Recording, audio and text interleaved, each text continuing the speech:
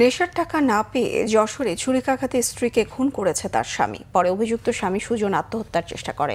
ভোর ৬টার দিকে যশোর সদর উপজেলার শেখাটি তামালতলা এলাকায় নৃশংস হত্যাকাণ্ডটি হয়।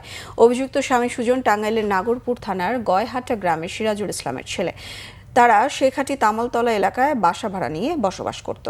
নিহত সামিনা আক্তারের স্বজনরা জানায়, ভোরে নেশার টাকা চাওয়া নিয়ে স্বামী স্ত্রীর মধ্যে প্রচণ্ড বাকবিতণ্ডা হয়।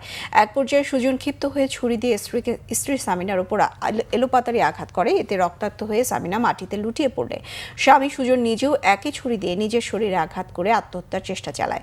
তাদের চিৎকার শুনে আশপাশের লোকজন ছুটে গিয়ে দুজনকে উদ্ধার করে যশোর জেনারেল হাসপাতালে নিয়ে যায়। জরুরি বিভাগের কর্তব্যরত চিকিৎসক স্ত্রীকে মৃত ঘোষণা করেন।